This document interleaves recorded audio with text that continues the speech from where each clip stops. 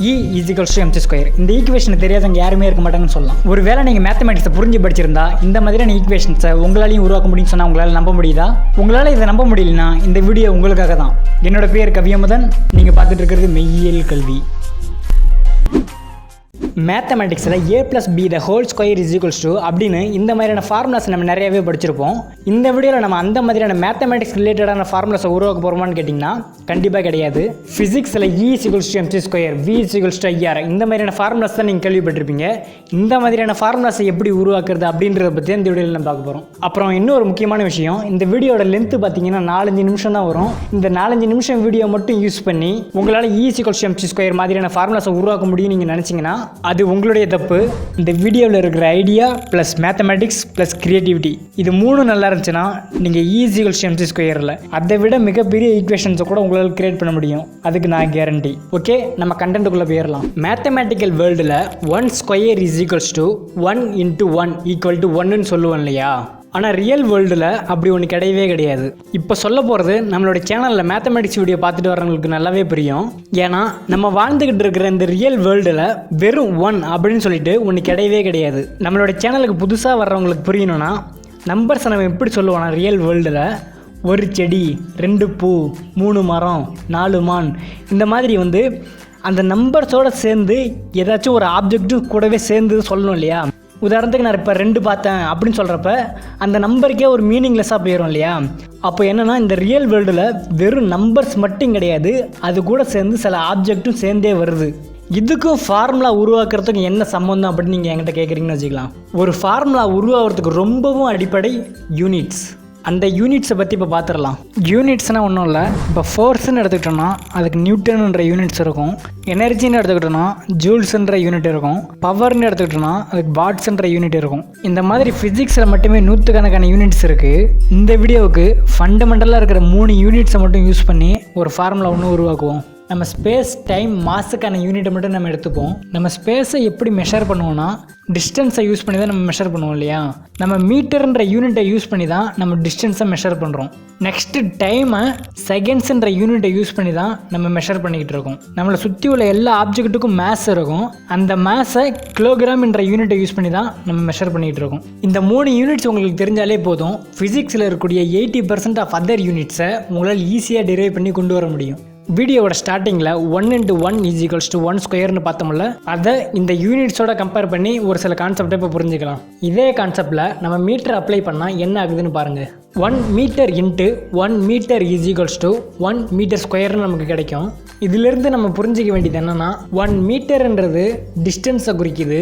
இதுவே 1 மீட்டர்² ஒரு ஏரியாவை குறிக்குது. 1 மீட்டர் நாட் ஈக்குவல் டு 1 மீட்டர்². அந்த யூனிட்ஸ் மாற மாற அந்த ஹோல் பிக்சருமே எப்படி மாறுதுன்னு இப்போ உங்களுக்கு ஒரு ஐடியா கிடைச்சிருக்கும். இதனால தான் இந்த யூனிட்ஸுன்றது ஒரு ஃபார்முலா உருவாகிறதுக்கு ரொம்பவும் தேவையானதாக இது இருக்குது. ஓகே, இப்போ இது வரைக்கும் பார்த்த எல்லாத்தையும் ஒன்றா மெர்ஜ் பண்ணி ஒரு மொக்க ஃபார்முலா ஒன்று உருவாக்குவோம். ஒரு ஃபார்முலா உருவாக்க ஃபங்க்ஷன்னா என்னன்னு தெரிஞ்சிருக்கணும். ஒருவேளை உங்களுக்கு ஃபங்க்ஷன்னா என்னன்னு தெரியலனா ஃபங்க்ஷன்னா என்னன்னு சொல்லிட்டு நம்ம ஆல்ரெடி ஒரு வீடியோ போட்டிருக்கோம். அந்த வீடியோ செக் பண்ணி பாருங்கள். நீங்கள் நேச்சுரலாக ஒரு விஷயத்தை பார்க்குறீங்க, அது வேற ஒரு விஷயத்தோட ரிலேட் ஆகிருக்கு. அதை இப்போ ஒரு ஃபார்முலாவாக மாற்றுவோம். இப்போ நீங்கள் ஒரு பைக் ஒன்று மூவ் ஆகிட்டு இருக்கிறத பார்க்குறீங்க. டைம் ஆக ஆக அந்த பைக் கவர் பண்ணுற டிஸ்டன்ஸும் அதிகமாகிக்கிட்டே இருக்குது. இங்கே பைக் ட்ராவல் பண்ணுற டிஸ்டன்ஸுக்கும் டைமுக்கும் ரிலேஷன் இருக்கிறத நம்மளால் பார்க்க முடியுது. அப்போது இதை ஒரு ஃபார்முலாவை எழுத முடியும். இந்த ஈவெண்ட்டில் டிஸ்டன்ஸ் இன்க்ரீஸ் ஆக டைமும் இன்க்ரீஸ் ஆகிறத நம்மளால் பார்க்க முடியுது. இதை மேத்தமெட்டிக்கலாக எப்படி எழுதணும்னா distance is directly proportional to T. Directly ப்ரொபோர்ஷனல்னால் ஒன்றும் இல்லை, டிஸ்டன்ஸ் அதிகமாக டைமோடைய வேல்யூவும் அதிகமாகுது. அதே மாதிரி டிஸ்டன்ஸ் குறைய டைமும் குறையுது இல்லையா? இதை தான் நம்ம டைரக்ட்லி ப்ரொபோர்ஷனல்னு சொல்லுவோம். இதுவே பைக் கவர் பண்ணுற டிஸ்டன்ஸுக்கும் அந்த பைக்கில் இருக்கிற பெட்ரோலுக்கும் நம்ம ரிலேட் பண்ணோம்னா distance is inversely proportional to petrol அப்படின்னு கிடைக்கும். இந்த இடத்துல நம்ம டிஸ்டன்ஸ் இன்க்ரீஸ் ஆக பெட்ரோல் குறைஞ்சிக்கிட்டே வரும் இல்லையா?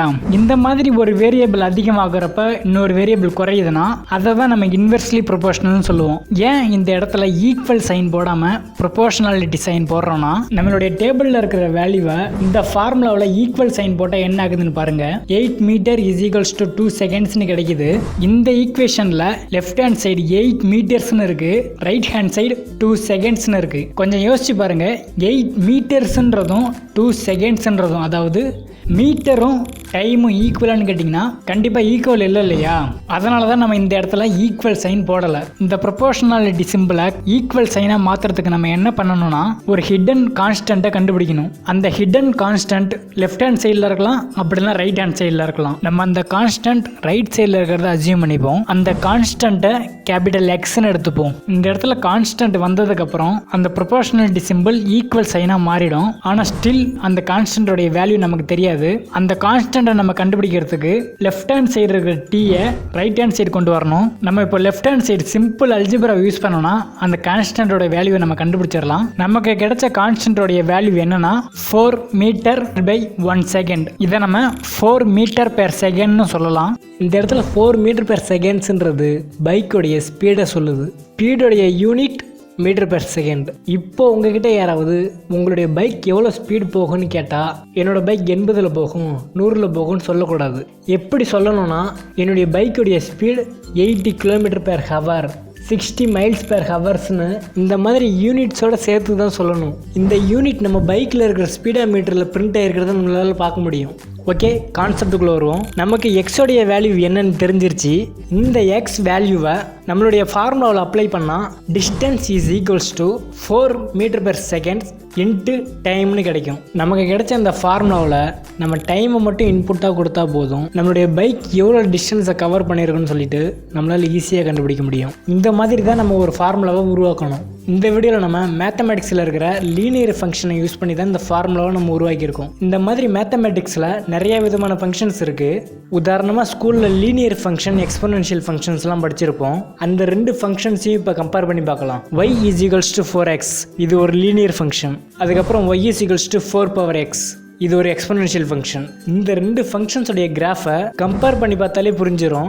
லீனியர் ஃபங்க்ஷன்ஸ்லாம் கான்ஸ்டண்ட்டாக க்ரோ ஆகிட்டே இருக்கும். ஆனால் எக்ஸ்போனென்ஷியல் ஃபங்க்ஷன் ஷார்ட் டேர்மில் ரொம்ப ஃபாஸ்ட்டாக க்ரோ ஆகும். நம்ம பைக்கோடைய வெலாசிட்டி கான்ஸ்டண்ட்டாக இருந்ததுனால அது லீனியர் ஃபங்க்ஷனில் வரும். இதுவே நம்ம பைக்கோடைய ஸ்பீட் ஸ்டெடியாக இல்லாமல் மாறிக்கிட்டே இருந்துச்சுன்னா மேத்தமேட்டிக்ஸில் இருக்கக்கூடிய அதர் ஃபங்க்ஷன்ஸை நம்ம யூஸ் பண்ண வேண்டியதாக இருக்கும். ஓகே, இந்த வீடியோவிலிருந்து ஒரு ஃபார்முலா உருவாக்குறதுக்கு தேவையான பேசிக் ஐடியா உங்களுக்கு கிடைச்சிருக்குன்னு நான் நம்புகிறேன். அப்புறம் இன்னொரு முக்கியமான விஷயம், இந்த வீடியோ உங்களுக்கு பிடிச்சதா பிடிக்கலையா, புரிஞ்சுதா புரியலையான்றத கமெண்ட்ஸில் லீவ் பண்ணுங்கள். இந்த மாதிரி உங்களுக்கு சயின்ஸ் அண்ட் மேத்தமேட்டிக்ஸ் ரிலேட்டடான வீடியோஸ் உங்களுக்கு பிடிக்குன்னா நம்மளுடைய சேனலை சப்ஸ்கிரைப் பண்ணுங்கள். இந்த வீடியோ வேறு யாருக்காவது யூஸ்ஃபுல்லாக இருக்கும்னு நினச்சிங்கன்னா ஷேர் பண்ணுங்கள். அதுக்கப்புறம் தேங்க்ஸ்.